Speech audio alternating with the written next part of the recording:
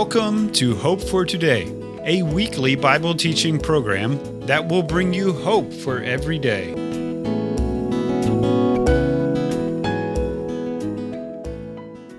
We are honored and glad to be with you today. Thank you so much for being there as we continue looking at Jesus' teaching regarding the Sabbath. Last time was the first part of this series. If you missed it, you can listen anytime on our website. The teaching was divided into two parts, and the first part was Jesus' argument from scriptural precedent. And today, it is his argument from human predicament. We know Jesus is Lord of the Sabbath. It was his idea, and we can trace the foundation back to the days of creation. He won't force us to do it, but when we honor his instruction, we are blessed. Bible teacher J. Mark is here, and he will read the passage from Mark chapter 2 and then share today's teaching with us. Now it happened that he went through the grain fields on the Sabbath, and as they went, his disciples began to pluck the heads of grain. And the Pharisees said to him, "Look, why do they do what is not lawful on the Sabbath?" But Jesus said to them, "Have you never read what David did when he was in need and hungry, he and those who were with him? How he went into the house of God in the days of Abiathar the high priest and ate the showbread, which is not lawful to eat except for the priests, and he also gave some to those who were with him." And he said to them, "The Sabbath was made for man, and not man for the Sabbath. Therefore, the Son of Man is also Lord of the Sabbath." And he entered the synagogue again, and a man was there who had a withered hand. So they watched him closely, whether he would heal him on the Sabbath, so they might accuse him. And he said to the man who had the withered hand, "Step forward." Then he said to them, "Is it lawful on the Sabbath to do good or to do evil, to save life or to kill?" But they kept silent. And when he had looked around at them with anger, being grieved by the hardness of their hearts, he said to the man, "Stretch out your hand." And he stretched it out, and his hand was restored as whole as the other. Then the Pharisees went out and immediately plotted with the Herodians against him, how they might destroy him. In this text, Jesus supports his claim to the lordship of the Sabbath by posing two arguments. In our previous episode, we examined the first argument, the argument from scriptural precedent. Today, we're going to discover his argument from human predicament. The second incident in our text occurs on a different Sabbath day at the beginning of chapter 3. Jesus is teaching in the synagogue, and we might note that that was a practice that he regularly followed. In the congregation that day, there was a man whose hand was withered. You know, that same word is used to describe the fig tree that Jesus cursed in Matthew chapter 21. By that, we know that this man's hand was useless to him. It was a burden. And Luke tells us that it was his right hand. For most people, the right hand is the predominant one, the one that enables them to work and earn a living. Now notice verse 2. The scribes and the Pharisees were watching Jesus to see whether he would heal someone on the Sabbath day. They were watching him not out of curiosity or interest. They were watching him out of animosity. They hated him. They were watching to see what he will do so they can accuse him of breaking the law. That would tarnish his reputation in the eyes of the people, and it would give them an excuse to bring him before the Sanhedrin, the Jewish council. But you know something? Because he was God in the flesh, Jesus always had the upper hand in these conversations. All along, he knew what they were thinking. And Jesus seems to raise the level of tension in the situation on purpose.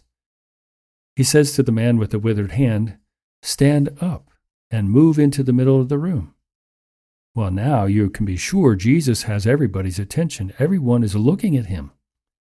And so he asks this question: Is it lawful to do good on the Sabbath days or to do evil, to save life or to kill? Now, in my mind, that's a rhetorical question. In other words, the answer is self-evident, and I'm pretty sure that Jesus intended it to be so. After asking the question, Jesus gave the audience time to think about it. As they were thinking, he takes time to look slowly over the entire audience. Mark says he looked around him with anger because he was grieved at the hardness of their hearts. And the original grammar of the sentence suggests that his anger was momentary and fleeting, but his grief was continuing. The heart and attitude of these religious men was in a state of moral callousness, like hardened hands or feet. Poros was used to describe a particular kind of stone or marble, and also the callus that grows on fractured bones. And so the Pharisees were hardened against this new truth by their own previous conceptions of how it should be applied. Then Jesus said to the man with the withered hand, "Stretch out your hand." The man obeyed him, and immediately his hand was restored to wholeness. Now, how would you have responded if you had been there? Would you have been glad for that man? Now, I would quickly say, sure, I would have been glad for him. But what if that healing made me look foolish in the eyes of my peers? After all, what if the roles had been reversed? What if I were the one with the withered hand? Think about what this meant to this man. If he were a day laborer, which is likely, he would have a much greater possibility to be hired now. He could once again provide for himself and his family if he had one. He would no longer relive repeatedly in his mind the circumstances that led to this disability. Instead, he would relive the miraculous moment when his hand was restored, and along with it, his life was restored. He could now hold up his head high, and he could walk with confidence again. But I want you to notice the response of the Pharisees. Our text says they went forth and immediately took counsel with the Herodians against him, how they might destroy him. The Herodians were a political party that wanted to restore Herod to the throne of Judea. So they opposed the Pharisees because the Pharisees wished to have a descendant of David on that throne. These two groups were enemies, and yet because of their hatred for Jesus, they began working together to try to destroy him. Now there is a time and a place for righteous indignation. When you and I see helpless and innocent people being exploited by the powerful, it should make us angry. When we see children being abused and abandoned by those who brought them into the world, we should be upset enough to act. But that wasn't the kind of anger the Pharisees had. No, they had a blind and senseless rage, a violent reaction to someone who made them look bad in the presence of their peers. It was pure hatred for a truly holy person. I don't think I've ever seen that kind of rage that will lead to murder like theirs eventually did, but I have seen the rage of people when their hypocrisy is exposed. It often leads to bitterness and character assassination. You know, their hatred was so sad because in their desire to obey God's law and keep the Sabbath, they came to the place where they missed the basic reason why God created the Sabbath in the first place. God didn't create the Sabbath because he was tired and needed a rest. Instead, he created the Sabbath for the benefit of his creation. It's interesting to note that man was made just as what we might call God's weekend was beginning. And I believe if God's plan would have proceeded as it should have, the whole of human history would have been spent in the joyous Sabbath rest for the people of God. That's what Hebrews 4:9 seems to suggest. But sin entered the picture, and now our days are spent in wearisome toil. And I don't know about you, but I look forward to that day of rest every week. Then after the sin of our first parents, the seventh day or the Sabbath is not mentioned again until the celebration of the Passover in the book of Exodus. When the children of Israel were in the wilderness before receiving the law at Mount Sinai, they were forbidden to gather manna on the seventh day. And of course, the command to keep the Sabbath is part of the Decalogue, or the Ten Commandments. John Stott writes, "The Sabbath day became an essential feature of Jewish religion, and when their vision was the clearest, the Jews understood that the weekly day of rest was a ritual anticipation of the advent of the Messianic age, a kind of picture in the form of a religious observance of what the whole of life would once again be like when God's Messiah came into their world to set things right. And therefore, it would be a thing of delight." And that's the end of the quote. But as we see in this text, that truth is easily hidden. It's easily obscured. and the promise can become just a lifeless and empty form. Now it's evident to me that Jesus was not denigrating the observance of the Sabbath.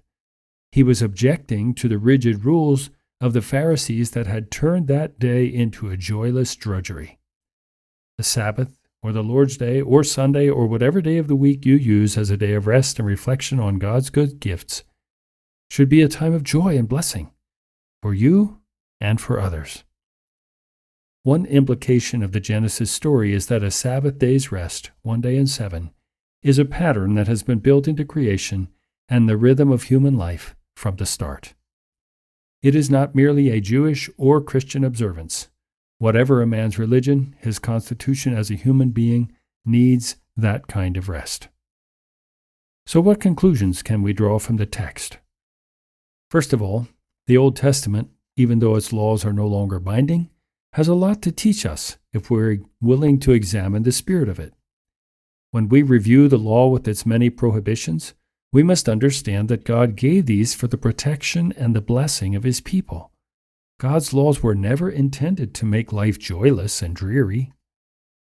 As those who live today under New Testament grace, we must also realize that the requirements of godliness are much greater than they were under the law, because now our thoughts, our attitudes, and our motivations are under the searchlight of God's Word and the Holy Spirit, not just our actions. According to Hebrews 12:14, purity of heart and holiness of life are requirements for those who desire to see God at work in their lives today, and also for those who desire to see God in His eternal presence. We should also learn to exercise patience and forbearance with those who have a different view of the day of rest than we do. So let's encourage one another to focus on why we're here and also on our eternal reward. And let's not forsake the assembling of ourselves together, as the manner of some is, but exhort one another, and so much the more as we see the day approaching, that is, the day of Christ's return approaching. Let us use this wonderful gift of the day of rest wisely. It's meant for our good and for the blessing of others. The Son of Man is Lord of the Sabbath. And because of that, the Sabbath was never intended to be a day of drudgery. It was meant to be a day that honors God and blesses and refreshes His people. When you truly embrace the Lord of the Sabbath, you will find it to be so in your life and experience. Thanks, J. Mark. This was good. How do you look at the Sabbath? Is it a day that refreshes and blesses you? Or has it become a thing you do because you've always done it? This was a challenge for me. I can see I need to grow in this area. While it's not a drudgery, it has been more of a duty for me. I like the idea of truly anticipating the Sabbath. Since I'm looking forward to it, I will prepare intentionally to make the most of the day. Then, it will be a day which restores and renews, just like God intended it to be when He gave it to us in the first place. We hope you also have been challenged and encouraged through this teaching on the Sabbath. If you want to hear this lesson again, or if you want to hear the first part of this teaching, please let us know. Our email is hope@heraldsofhope.org, and our website is heraldsofhope.org. On our page, click on the Partner tab at the top, and there you will see a Contact Us. From there, message us directly. Connect with us however you can. We look forward to hearing from you soon. Thanks so much for being with us today. Lord bless you as you go and live for Him. We wish you His best, and may He give you wisdom as you live out His teaching regarding the Sabbath.